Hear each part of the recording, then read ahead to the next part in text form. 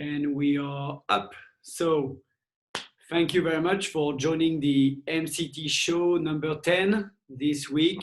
So 10 week in a row, and we have the pleasure this week to have a special guest from Denver, Colorado, Nate Smith from MovNat Denver. And it's a great pleasure for me and for the community, but for me, now that I can meet you finally. Yeah.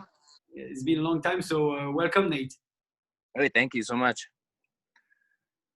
So Nate, I've heard many times about your name, and with Matt as well, because you guys are the key guys at MovNat Denver, and I heard from you about Danny, about Stefano, and many others, and they all told me that it was great to hang out with you guys and be there. And so, but I didn't have the pleasure yet to get to know you, to be in Denver. I heard many good things about Colorado, and it looks gorgeous behind you.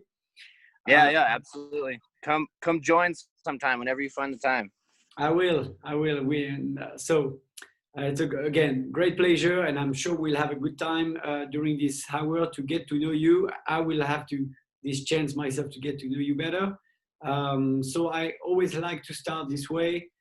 Give us a quick introduction. Take the time you want. Your sports background, where you come from, and what led you to MovNat. Basically, feel free to develop anything you want.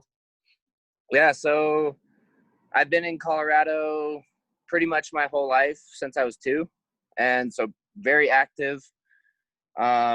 My folks live in Evergreen, Colorado, which is right outside Denver, about half an hour. So it's up in the mountains, like the foothill. Well, we say the foothills, mountains to most people, but it's smaller mountains to us. Yeah, so we live up there. I had a huge peak right outside my front door, so I could just go run around that. So being in the woods was something always near and dear to me.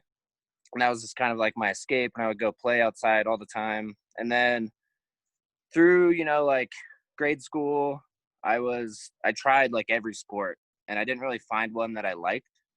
But I tried them all because I wanted to try and participate with all of them. And then get into middle school, and I found martial arts. So started with Taekwondo and progressed with that pretty quickly. And I ended up getting really sick in middle school. It was like I had this weird like gallbladder thing. And so was out of school in sports for about 3 months. Like I lost like all my weight. I went down to like 60 pounds. I was like a super frail kid. And then how old were you? Back.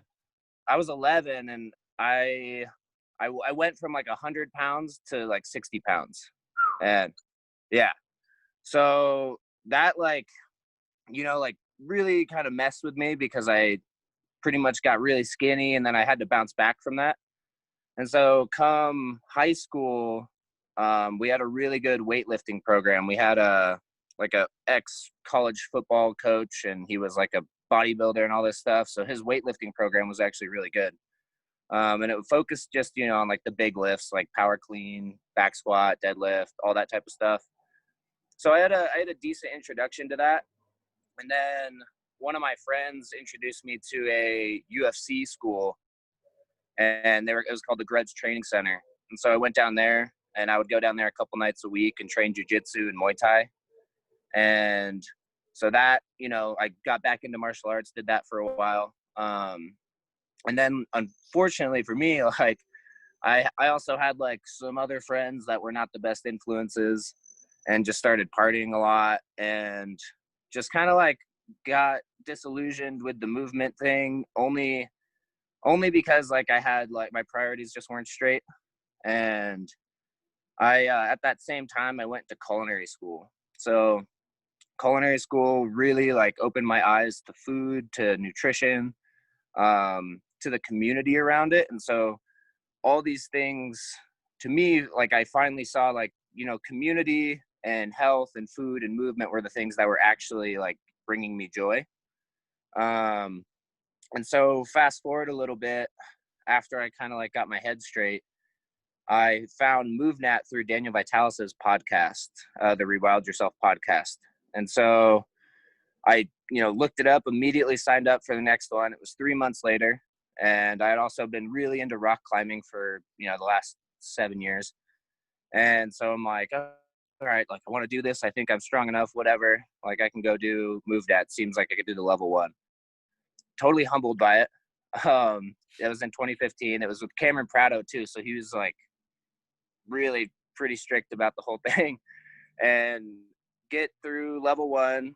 And then I didn't pass. I think it was 2 or 3 skills I didn't pass in my level 2. And so I'm just like, okay, there's so much more to this than I never even thought, like I just thought like, oh yeah, I can climb, I can, do a little combative stuff. I can lift heavy weight. I'm like, all right, that's so limited. It was such a narrow viewpoint. And so really dove down the MovNat rabbit hole for years and years, and just kept following it, kept progressing with it. And then I met my business partner, Matt, about 3 or 4 years ago. And he and I just started talking, and he introduced me to the Czech Institute. So that's Paul Czech's work. And so I really liked his work on the corrective side of things. And I saw a lot of MovNat in that. And I'm like, they're just different labels for the same things, same types of movements, same type of ground movement. So I started combining those, and I introduced Matt to MovNat. So I did the Czech stuff, he did MovNat. And then from there, we just kept collaborating more and more. And I was able to start building a really strong framework for my own practice.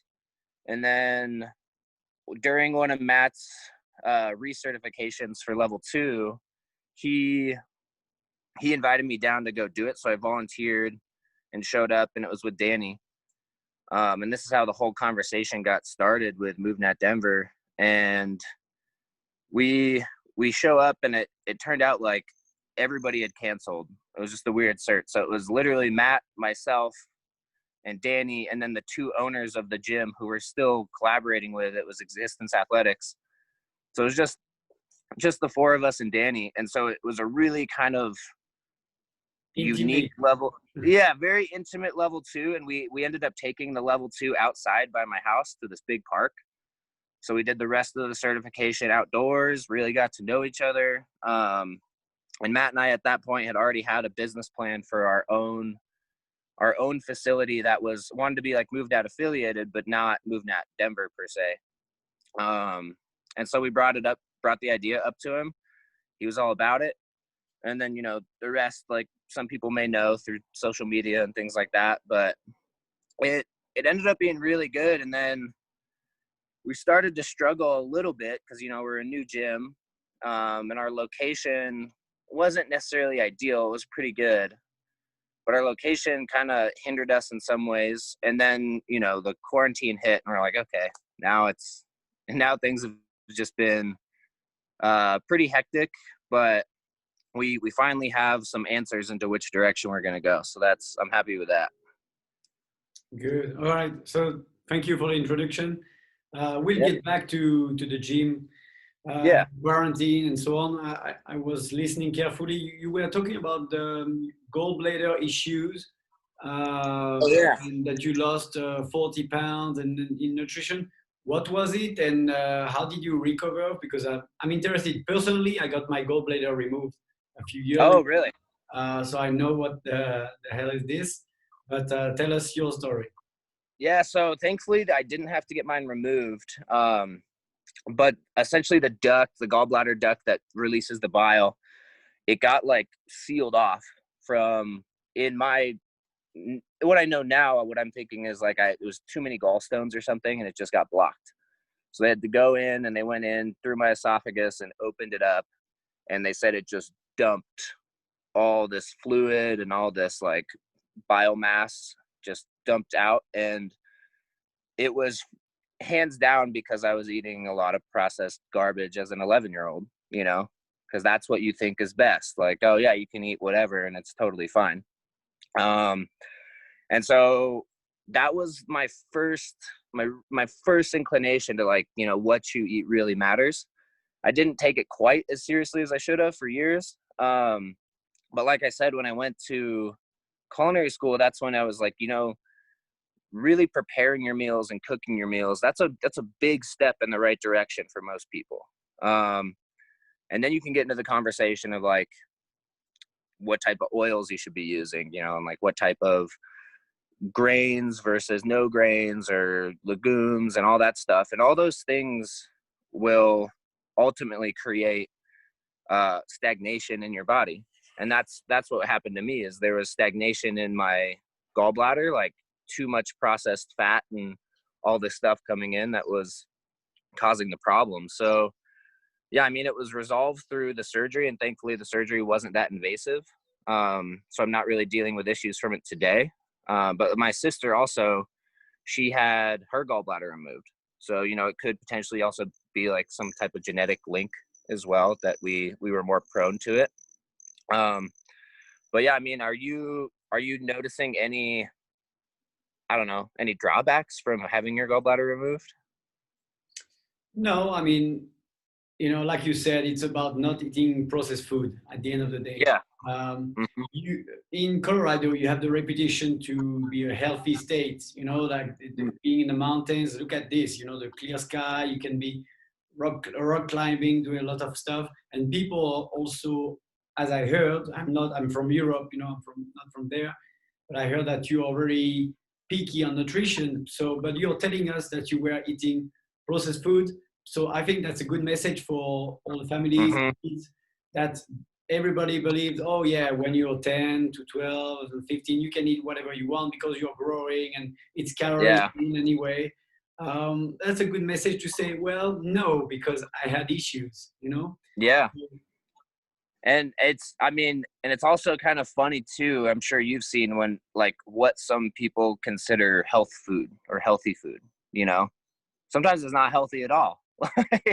And they're like, oh yeah, it's canola oil. It's totally clean. Like there's no allergens or whatever. I'm like, no, that's the worst thing. That's something in the, like being a cook for such a long time. I mean, we would use canola oil because people didn't have allergies to it.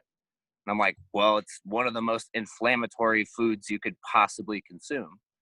And, but it was cheap and it's easy to produce. So even restaurants, like I worked at a, you know, a semi-fine dining restaurant. So there was such a weird disconnect because sometimes we would get in these really high quality cuts of food, but then we would just douse the thing in garbage, you know?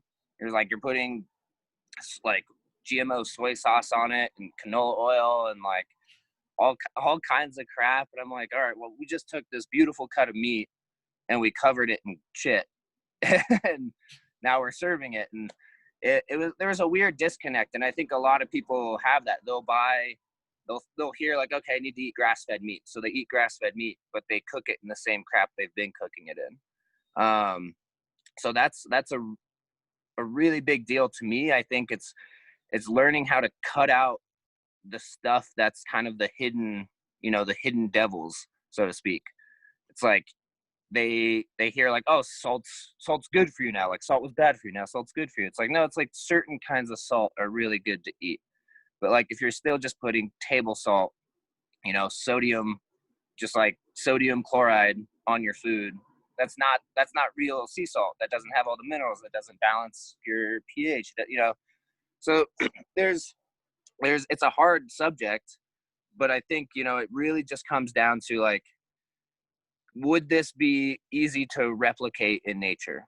Or would it be easy for our ancestors 3,000 years ago to replicate? If the answer to that is yes, then it's like, okay, then it's probably safe to be eating, you know? And then there's a lot more nuance too, and other people, you know, like I personally feel that animal foods have a place in our diet.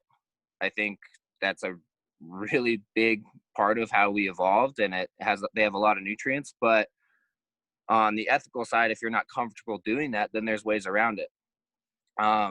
But then you get into the conversation that I have a lot with, like, okay, if you're not eating animal foods, you're probably sourcing your foods from like Mexico in the wintertime, or all like places from Europe, you know, getting your olive oil from Europe. And now you're just creating this huge transportation chain of getting all these foods from all over the world. And you're like, oh yeah, but they're healthy. It's like, are you, now it's not, now it doesn't even make sense. You would never be able to do that, even though they're healthy foods. you know? And I mean, I love doing that. Like I have a culinary background, so it's great for me to have all these ingredients, but it doesn't necessarily make sense. And you look at the restaurants in the world, and they're both of these restaurants were rated #1 for years, and they're both in Europe, of course, because you guys have, in my opinion, like that's like where food and culinary art is at its peak. But the Noma is one, and then Massimo Bottura's restaurant. Both of those guys have the #1 restaurant in the world, and both of them only get their food from like 100-mile radius of their restaurant. Every single ingredient they use comes from where they live. They don't source anything outside of the world. So to me, I'm like, that's where the health comes from. That's where the community comes from. That's where the biggest nutrition is going to come from. You're going to be in sync with your food. You're going to have a relationship with it. So if you're really looking for like the maximum radiance, you know, grow your food, talk to your farmers, try and source things as close to you as possible, you know, get organic food, but still like treat yourself. Like, I mean, I'm drinking coffee. I obviously can't get coffee in Colorado, and people are like, oh, it's local coffee. I'm like, no, they got it from South America and then they roasted it here. That's not local coffee. So there's a lot of things like that I think, I don't know, that are more nuanced, but at the end of the day, just first cut out the processed crap and then start discovering what works best for you, and try and lean towards like organic food and local food, and maybe even start hunting your food or foraging your food if you can, you know, if that's an option in your area, but it's not for everybody. Look, Nate, I love the answer because nutrition is a very tricky topic, and you can go down the rabbit hole, and that can be a slippery slope, and you can open this debate, endless debate. But the answer you gave was what? It was totally in line with what we do at MovNat, which is to be practical, to have a sense of community. You know, talking about being practical, you want to find your food locally. You want to talk to, you said talking to your farmer, which is to be connected, strong to be helpful, you know. All those concepts can be applied into nutrition, and I can see that this is what you do, what you do. And we are mentioning hunting, and we have a question, by the way, that's a good a tip for me to remind everybody in the live that they can drop a comment in the chat section, okay? So Nate, you will be able also to see the questions if you click on chat. We have Coach Julie who said, I love the answer. Will it be easy to replicate in nature? You know, and the question from Krista was, so have you started hunting yet? I have started hunting. Oh, I see the chat here. Yep, I have started hunting. So my business partner Matt is my mentor. He's my one of my best friends, but he's also in some ways my mentor, and I'm his mentor in other ways. And this is a little side tangent. I always think you have people that you're equal in some regard, and then you have people you teach, and then you have people you learn from. And sometimes that's the same person. In some ways, Matt and I are equals in a lot of ways. In some ways, I'm his mentor, and then I'm his student in other ways. So I think that's something you should look for in all your friends and family. How can you teach each other, and how can you learn from each other? And then how can you have a discourse with each other, and then have be on equal grounds and share a conversation. Yeah, I think that's a great point. I mean, before you answer, I think it's a great point that you mentioned, that we can have friends where we can have admiration for them and respect for their talents and learn from them, you know. My best friend who lives in Montreal, Canada, is French, had the capacity to learn a language in 2-3 months and be like a local. And I was always in awe of this guy. Like, how can you do that? Because French people are not don't have the reputation to speak different languages with the accent and so on. So yeah, I think you make a great point. We can have friends, but everybody has different talents, skills, and we can learn from each other. But so sorry to interrupt. Go ahead. Oh no, you're good. So yeah, Matt, he's actually he's half Navajo, so he has a lot of family on the Navajo reservation. So hunting is a huge part of their way of life. So he's been hunting since he was a little kid. He's taught me a lot. So rifle or bow?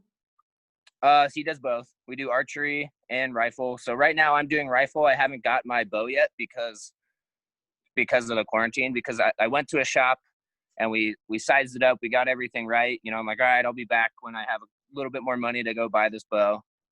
And then the quarantine happened and the shop had to close. So I can't go back in and get it right now. But so I missed archery season this year, but there's another one in August, but I missed the early season. So our rifle season, yep, we got drawn again this year for deer, and last year we got deer. And I gotta say, like, there is nothing more MovNat than going on a hunting trip. That's like the purest expression of it. And we went out in November, and when we get to the campsite, there's 6 inches of snow on the ground. We're like, all right, this is pretty doable. We can do that. We're camped at 9,800 feet, so we're pretty high up there. And the weather report says there's going to be like another 4 inches of snow, and it ends up snowing the entire time for a grand total of like probably 24, 25 inches of snow, and we're buried. And we're just covered. Everything's covered. The trucks are stuck. Everything's stuck. And so that's what we were hunting and trying to find these deer. And so we had, long story short, we eventually had to make our way down the mountain, and unfortunately had to leave. But one of our hunting partners ended up getting a deer. So we still got to all share in that deer meat. And yeah, I'm going out again this year, and hopefully this will be the year that I get my deer, and then we're getting over-the-counter elk tags. So I don't know what the hunting regulations are like in Europe, but do you guys have to get tags for animals? Yes. Yeah. So our over-the-counter tag is a tag that allows us to just pick any unit. And so we have different game units in Colorado. And so we can get an over-the-counter tag and kind of go to any area that catches our eye or something we think is going to be viable. But the deer tag, when you get drawn for a tag, they're tags that allow you to hunt, a more desirable animal. So over-the-counter tags, you won't always get to hunt what you want, but it's more accessible. But when you get drawn, it's kind of like a lottery, so to speak. So you get drawn, and then you can go, and this is, I guess it's pretty rare. I've gotten drawn twice in 2 years for deer. And before that, my two hunting partners. What did you bribe? Huh? What did you bribe? Oh, I didn't bribe that. Yeah. I bribed the clerk at Walmart. I was like, come on, man, I'll train you. I'll cook some food for you. But no, Travis was telling me that it's been 4 or 5 years and they haven't been drawn. And then so we just got drawn back to back. So it's been really, that was really pretty lucky. So I'm excited for that. And then for bow, actually just where I live right now, I mean, we have wild turkeys all over the place. So I want to do archery season for turkey. And then we have a lot of pheasant and like dove and stuff like that. So I just want to kind of like get into it more. I'm definitely an amateur when it comes to that. But I mean, I got to say, like the quality of the meat is, second to none. So it's definitely the best. Although, that's again, the deer I'm eating in Colorado, to me, is the best because it's a Colorado deer. Mm-hmm. But if I was where you were, I'd want to eat the venison that you guys have. I'm like, that's where it's going to taste better because it hasn't traveled very far. So I guess the quality is all relevant. It's all relative. So yeah. Did you get another question in there? Yeah, Krista got all fired up now. She's like a MovNat hunting trip in Colorado. We demo natural movement inside. Yeah. And then do you follow Hank's show at Hunt, Gather, Cook? No, I actually haven't heard of that. That sounds pretty cool. Should definitely look into that. Yeah, I get a lot of.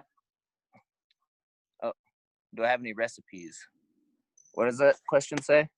Do you have any recipes for my less than a mile groundhog? For groundhog. Hold on. Let me pull it up. I don't. I've never cooked groundhog. I'd love to though. So Krista is challenging you in many things. The first thing would be a MovNat hunting trip in Colorado. Yeah, I'm all about it. But I mean, as everyone here is probably aware, it's like you're you're always MovNatting, you know. Every moment of your existence is MovNat. It's just like how I don't want to say how good do you do it, but it's, you know, how mindful are you when you're doing it. I mean, just sitting here, you and I sitting, this is a natural position. So it's everything we're doing is a MovNat experience. But it would be really cool, you know. I understand what she's saying though. Like, I don't know how you could orchestrate something like that. We'd have to get some kind of like guiding license. If somebody wants to set it up, I don't want to go get the guide license. If someone wants to set it up, then go ahead and do it. But that's not a bad idea. Nate, I'll holler at you. Huh? We don't need to do it as a guided thing, but I'll holler at you. Oh yeah, let's go. I got some ideas for you. Perfect. That would be awesome. Yeah, send me a message. Yeah, so definitely Krista is into it. And you mentioned also the guy who introduced you to MovNat, Daniel Vitalis. I actually met him during the level 2 certification I've done. Okay. I mean, we were in the same group to certify back in 2014. That was in Houston, Texas. I mentioned it a couple of times during this show that that was the first time during the year. I think the first time that year, the only time, sorry, that Erwan and Vic were teaching the level 1, level 2. So, so a lot of people showed up. And I'm sure you know a few names from this group, Stefano Tripni, Eric Brown, and we also had Daniel Vitalis in there, and myself. So, and that was cool. And the French TV crew actually was on site, and they wanted to do a documentary about food, about paleo diet, and they wanted to portray the MovNat crowd as cavemen because that was what was selling, you know, at the time. So they were asking us, do you eat your meat raw, and you know, all these kind of weird questions. But Daniel in the end appears in the documentary when he's talking about, you know, hunting local and eating venison. And we were in the restaurant. He's like, that's the only time that I eat meat from a restaurant because we have this team dinner. Usually I get all white game and so on. So have you actually been in interaction with him, or you just follow these podcasts? I signed up for his, did you see the Wild Fed podcast, his new project? Not the latest one, but I know the old one. Yeah, so his latest project is called Wild Fed, and he did a whole TV show, and it's a really phenomenal show. So I signed up for like his experience group where you get to do Q&As with him. So that's the most direct communication I've had with Daniel, was just doing some Q&As through his TV show. So you watch the episode, and then he'll have a group kind of surrounding the topics that they covered on the TV show episode. So I asked him a few questions on there, and I mean, unfortunately, like I would love to have more interaction with the guy. But that's all I've really had so far. But I really, you know, I think he's nailed it in my opinion. Like he's got the message like down, but and it's, you know, he's kind of veered in a different direction from the Rewild Yourself podcast, but I think that's fine. That's, you know, he's following his passion. So. No, I mean, Daniel has been a big, you know, support for MovNat for many years, and we are thankful for that. He even did during this level 2A. I think we have on our MovNat YouTube channel. If you YouTube MovNat Daniel Vitalis, you will find a piece like he's talking about MovNat for 5 minutes. I remember what he said. I still remember what he said about this MovNat set being a long warm up. So it's like you constantly warm up during the 2 days. Oh yeah. Yeah. You feel like you will, okay, when do we actually train? But at the end of the day, you're knackered because you were just warming up all the time. You know, you do what you said, natural movement all day long. Yeah, I want to echo that because I can't remember the guy's name. Maybe you could remind me. He's one of the founders of, you know, Art du Placement, the original parkour.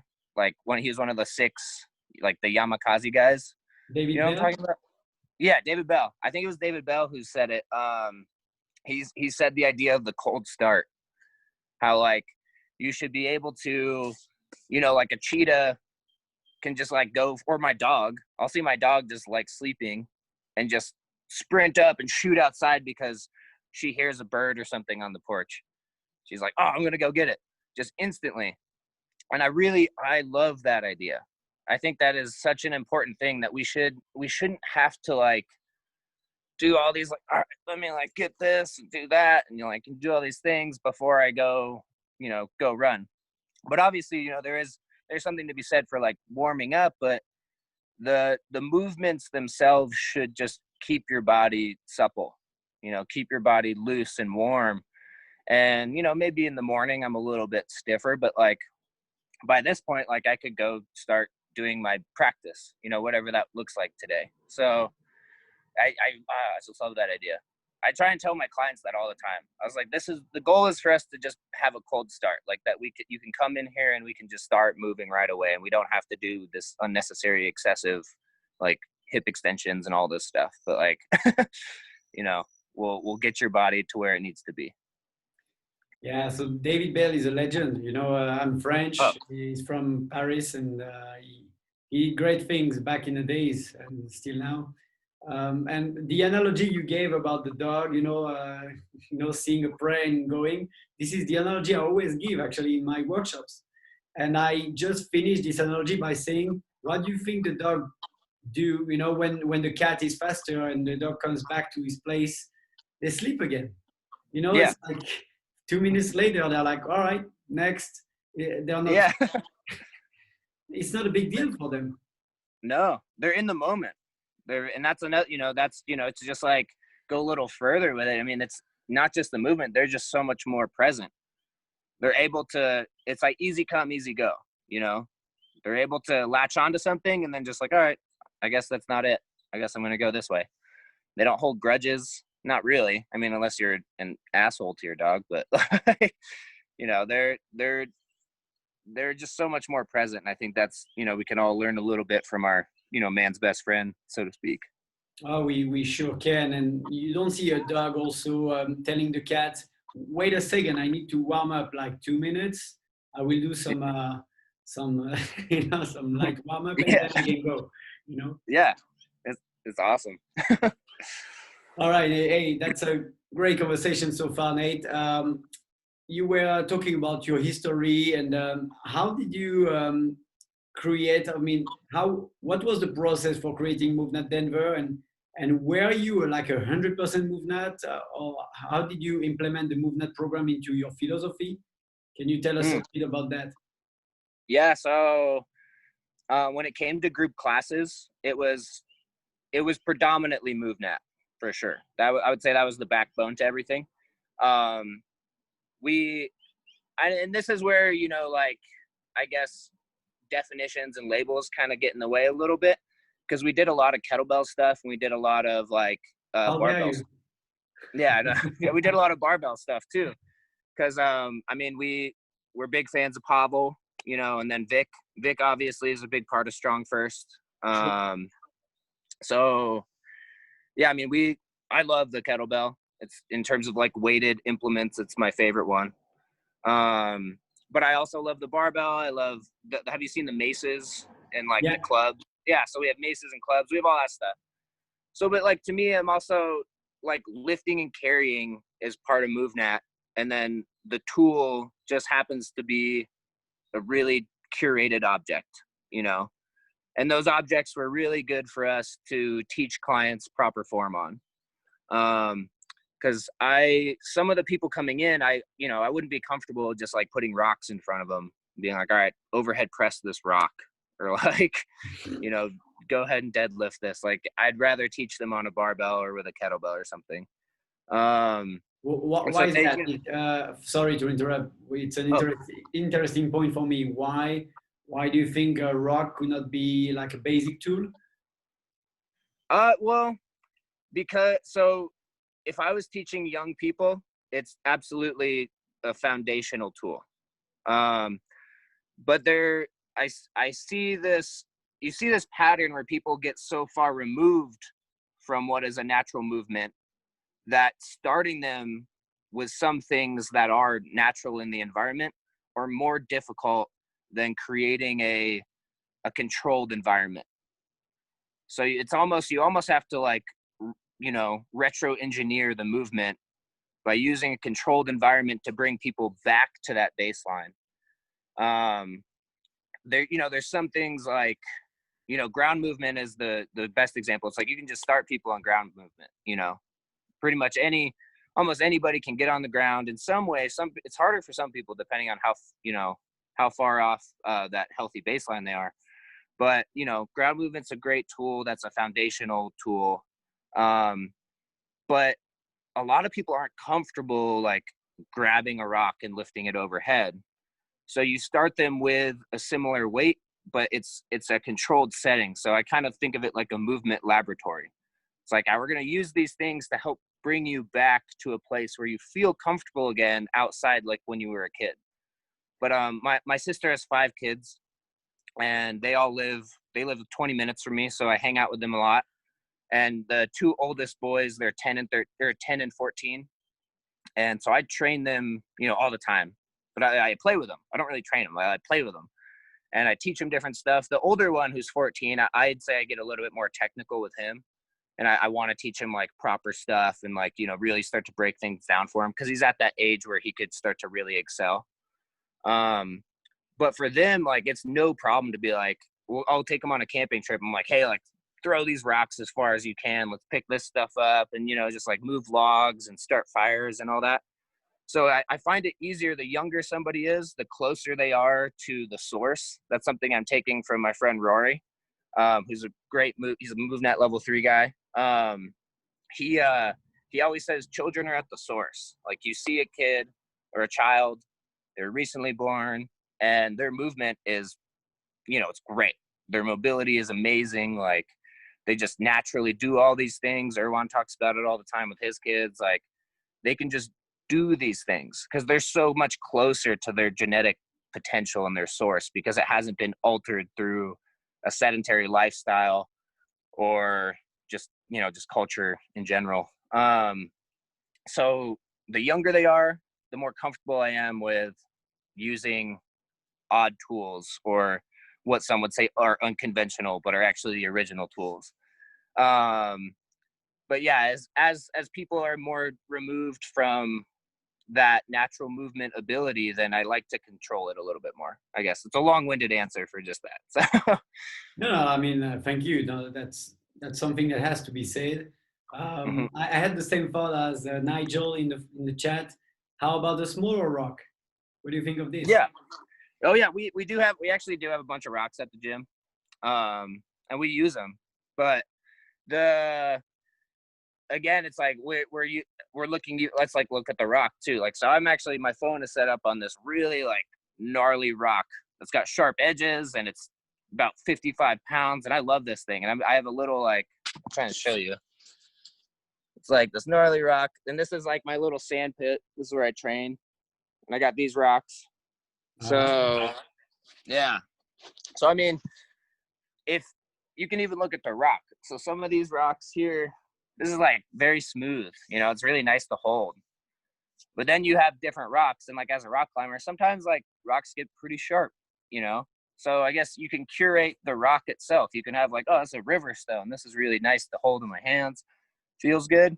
Or this is a piece of like chossy granite that's crumbling and sharp, and like I don't like holding it, but I'm gonna have to, you know. So you can even do that. But yeah, I don't have an issue with using rocks with certain people. But again, for me, to me it's like some people who they came to a MovNat gym, but they don't really care, you know. They just want to feel good.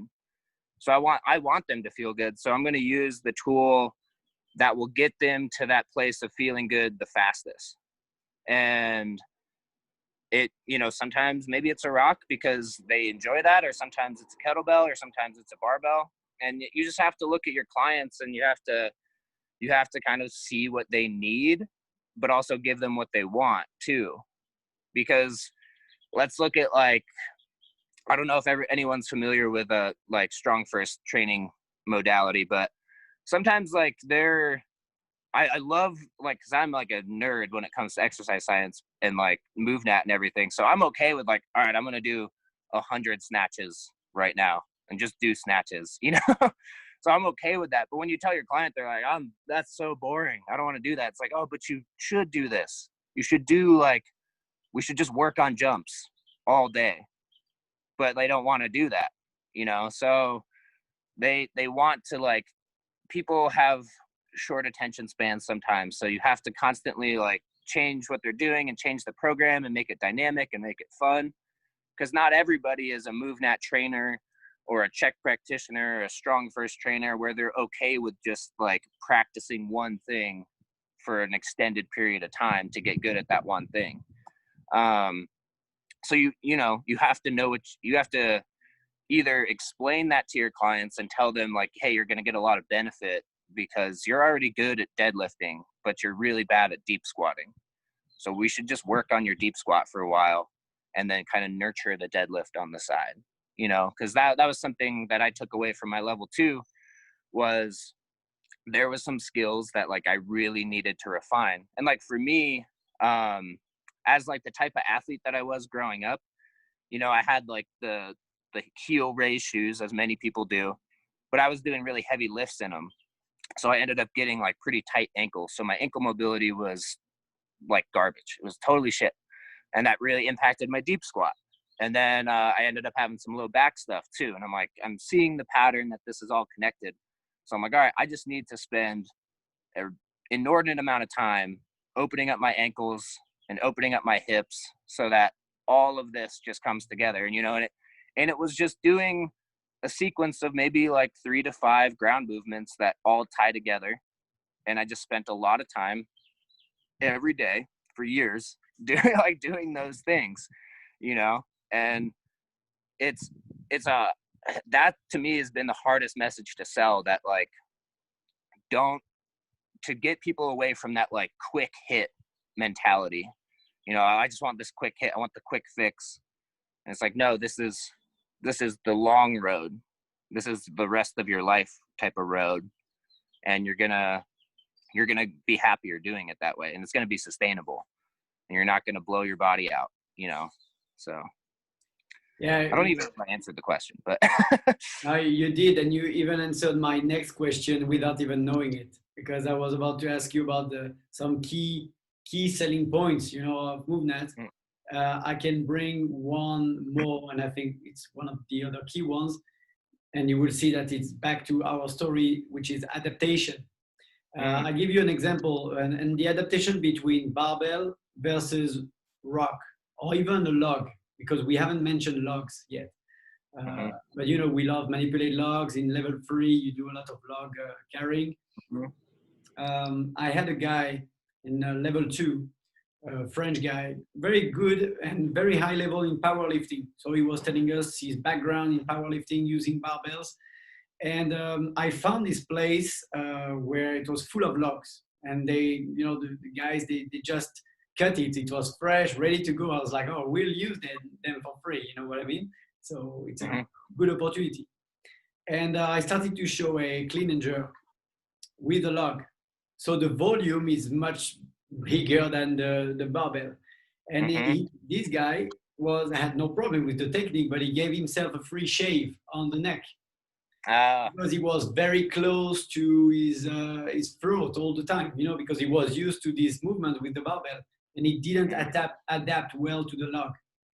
So, but that was a great selling point for him. He was like, man, I mean, now I understand. If I want to be useful in the woods, you know, maybe lifting a heavy log and without hurting myself, I need to get you know, more natural, and using MovNat as a tool, you know, to use more. That's why I was asking you, why not using a rock? Why not using a log? And teach them how to do a proper deadlift, how to do proper clean, you know, with this particular object. Because at the end of the day, if people follow MovNat and they like MovNat, it's because they want to get out of the gym as well. They want to prepare in the gym, but then they want to explore and have fun. You know, makes sense? Oh, it makes total sense. And yeah, I mean, that's something that I personally wanted to do more of, because for us, we started to have a really hard time just like mentally and emotionally being at the gym all the time. It is so far removed from what and who we are and what we like to do. So, I mean, since this quarantine started, I have gotten outside 10 times more than I had all of last year combined. Just because, you know, it was a new business and I had to be at the gym all day.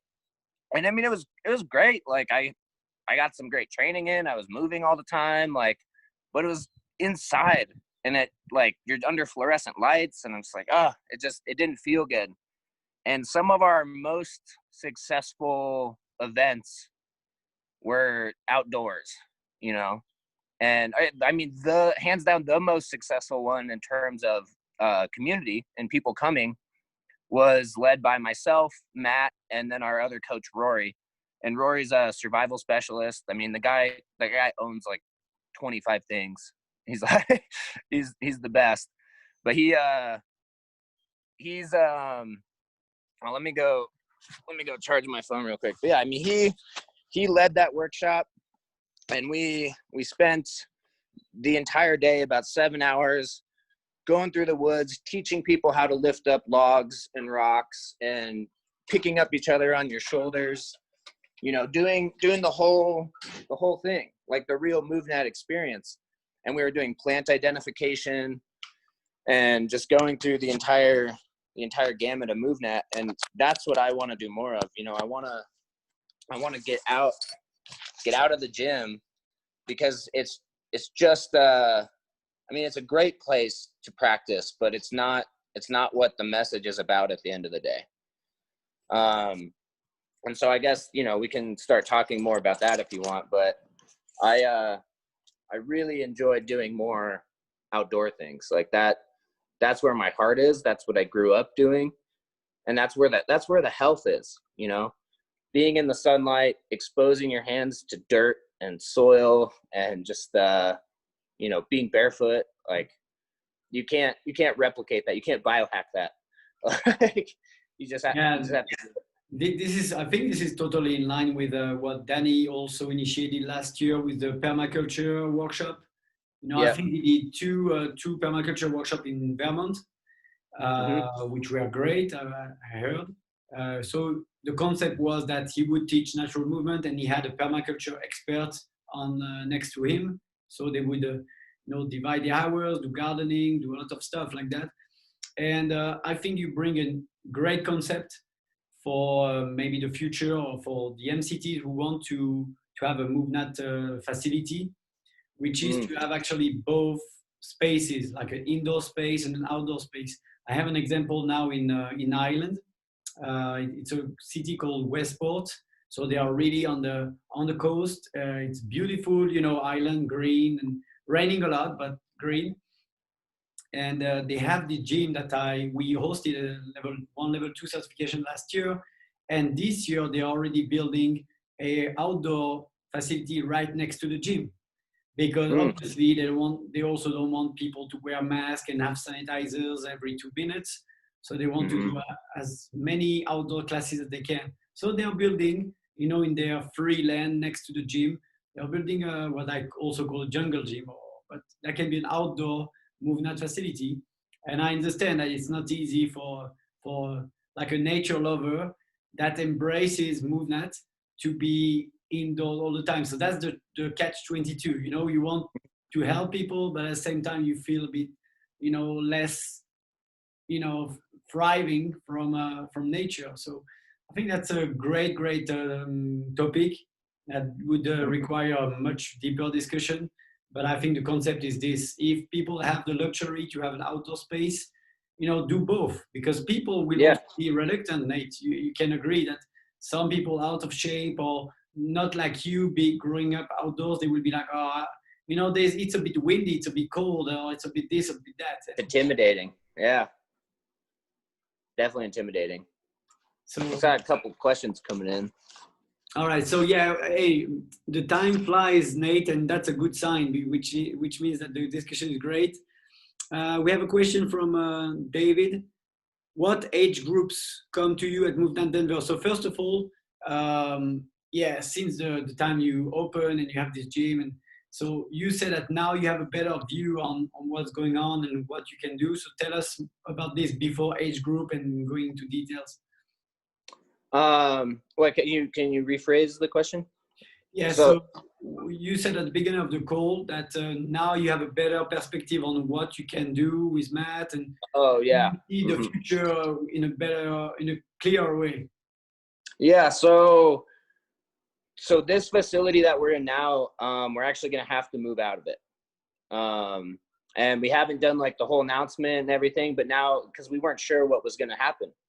But with the overhead that just being in Denver brings, and being at our location so West Colfax is the main road that runs through Denver. It's actually, I think it's the longest road in the world with one name. I mean, it goes from like all the way through Denver, way up into the mountains.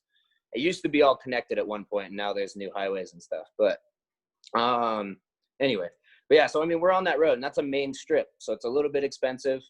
And that was really, really difficult for us to get the volume that we needed to meet the requirements of having that building. So we're going to be moving out of there. We obviously have all the cube stuff still. We got a bunch of great equipment. And so our next steps, though, is we're trying to just cut our overhead and focus outdoors and bring those people and that email list that we generated over the whole year. Like, we still have all those people, and we still have people interested and that people want to come, and we want to focus more outdoors for a while. And then we have another facility who, these guys are MovNat trainers. They did either the second or the very first MovNat course that was ever done like a long time ago. And those are the same guys that I was hanging out with when Danny did our little intimate level 2. So one of them just bought a 10,000 square foot facility, and it's beautiful, super cool. It's got the AstroTurf, big cage, all the stuff. So he has a little bit of extra space to bring some cubes in there. So we might just partner with them for a while, and then that way, he can do what he wants to do, and we can still provide the MovNat message, be MovNat Denver. And what's actually kind of like an interesting side note, they were originally MovNat Denver like 9 years ago. They were the first ones, and they didn't follow through with it. They ended up being their own brand, but they still owned the URL. So they gifted it to us, and we were kind of the spiritual successor to it. But now we're kind of coming back together, the original guys and the new guys coming back together to try and just create something new. We want to keep it fresh, and we still want to do this, but I think we want to have a little bit more freedom in how we can operate and not be as tied down to one location. And so my main advice for anybody who's really wanting to do this, like you said, to echo what you said, super important to have access to getting outside relatively easy, or having something just from the get-go, having like, oh, this is every Friday we meet at this park or a different park, and we do something every Friday. That's where class is, that's where we're meeting. And then get everybody on board with that, get a community around that. That would be huge. That's a time to play. That's a time to practice everything you've been doing in the gym. That's time to really like tie it all together. And then also don't get yourself into a situation that locks you in more than you think you could handle, possibly, or maybe you think you can handle it, but really, really think through the details on any location, any business idea that you're going to do. Really get through it, because I mean, and I'm not an expert by any means, but like, I've made enough mistakes in the past year to learn from a lot of things. So it's important to try and be as happy as you can while providing this message and working with people. Because that, at the end of the day, that's what it's all about. Like, you need to take care of yourself. Change in the world starts from within. If you're not taking care of who you are and what you want to be, then you're never going to provide what you want to provide to other people. It's going to be extremely difficult, and you won't be fulfilled. So yeah, just really think through it. You know, anyone out there who's trying to do this, that's an important thing.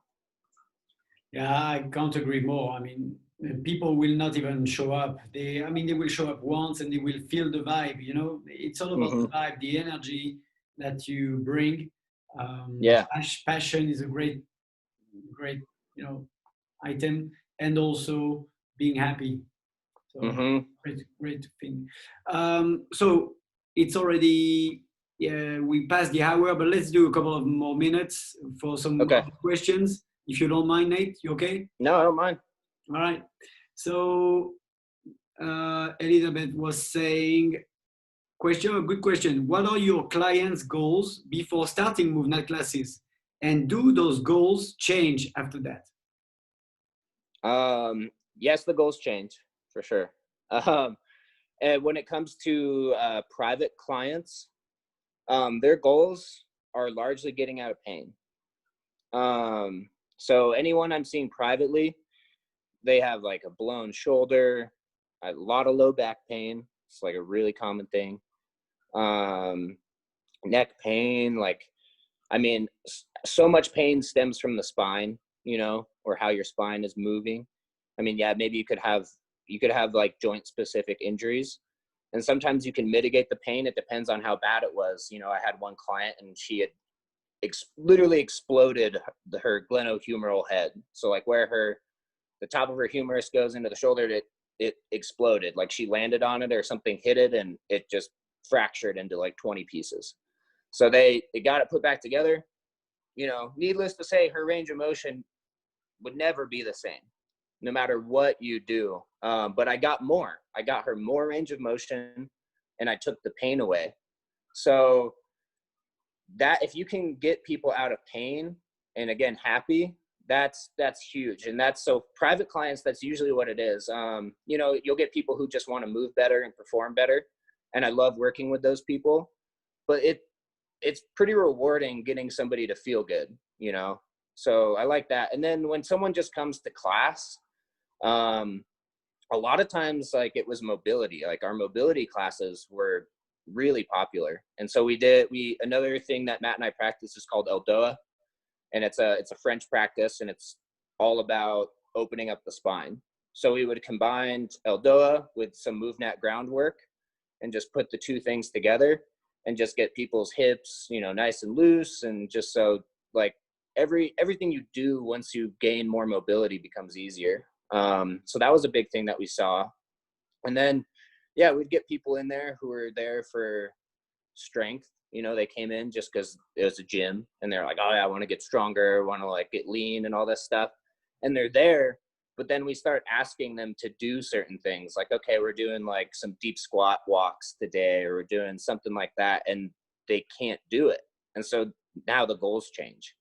And the goals change because all of a sudden you've opened up this movement doorway that they've never even thought of or never saw, but they're driven. So they, you know, they want to be an athlete, or they used to be an athlete. And so they see these things they can't do. And that's a big motivator for a lot of people. When you start to see something that like you can't do, but you feel like you could do it or should be able to do it, all of a sudden that becomes a goal that you didn't even know about. So the more you introduce people to new ways of moving, you'll start to see goals change pretty rapidly. And that, because they just get more excited about the movement than they do about the aesthetic, you know? Yeah, for that, you need an open mind, right? You do. Yeah, you do. And something, I think, an important note on open mind too, to truly be open-minded is to be receptive to an idea. An idea comes in, but you need to let that idea go. Just as easy as it comes in, it needs to leave your brain just as easily. If it doesn't serve you any longer, or someone raises a counterpoint and you're like, you know what, like that thing that I thought for 10 years, like I can let it go. That to me is like being truly open-minded. Easy come, easy go. Kind of like a dog, you know, like chasing the cat, didn't catch the cat. All right, you'll let it go. So less overthinking. Yep. Great. Do we have any other? Huh? No, just thank you for the answer. That was great. Yeah. Last question we have from David.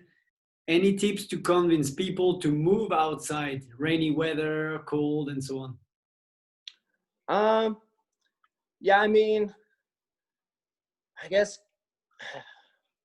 the biggest convincing thing, this isn't maybe the best answer, but if you can get people outside, if you already get them outside and it's raining and they kind of experience what that feels like, and then when it's over, you know, it feels really good. I mean, that feeling alone, it's like, you know, you survived the thunderstorm or something. You're like, oh man, that was crazy. You know, that was the best story. You're invigorated. So I mean, that's pretty cool. But if they're apprehensive on it, I like, you know, it comes back to adaptability and capability. If you just inch yourself into those situations and you explain people that like that they can just slowly integrate it. It's like, okay, maybe it snowed at your house. Just go walk outside barefoot for 5 seconds. Just see what it feels like and then go back inside, you know? Again, that's where a controlled system can really help people. You have your house, oh, it's dumping rain. Go walk outside without your shirt on, no shoes, and just feel it. Just feel what it's like. You're not gonna die. You'll be totally fine. And then just go back inside and go sit by the fireplace or something and like warm yourself up. So yeah, I mean, people should just try it at their house. When the weather turns bad, go feel it. Go feel the bad weather in your natural condition. Like, unless you're going on an expedition, you know, or going hunting, and you have to like, all right, I'm going to be out here for 10 hours. Like, I should put some clothes on. You're going to be okay for 5 minutes outside in the cold and the wet and the rain. And, you know, like when we did our level 3, it was in September. I've done it twice, but our last one, you know, it's pouring rain, super hard in New Mexico. It was about 45 degrees. And we get there and Danny's just immediately like shoes off, shirts off, you know, don't bring anything with you.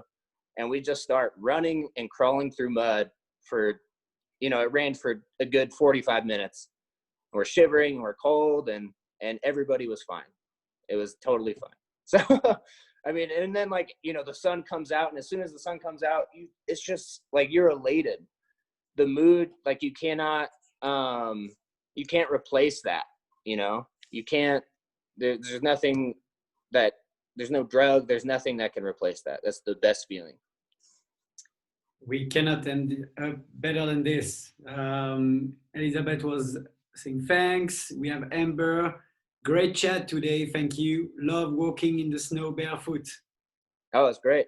There you go. Coach Julie, thank you, Nate, for so many nuggets of wisdom, including be happy yourself while you're trying to spread this message. This has been a great morning.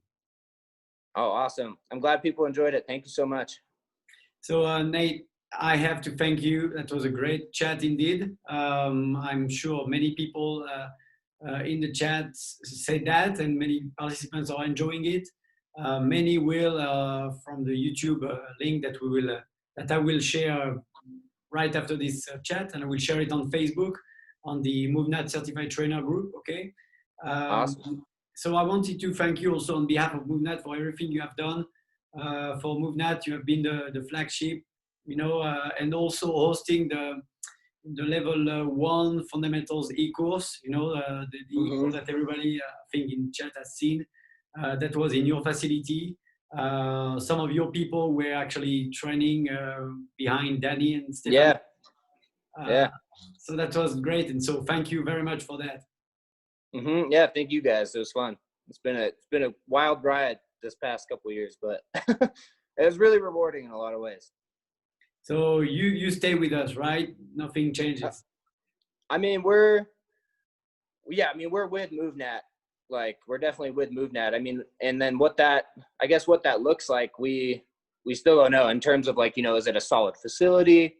Are we more mobile? Like, we're not really sure what it looks like. But yeah, I mean, Matt and we're part of MovNat, and yeah, we're gonna keep being a part of this. Yeah.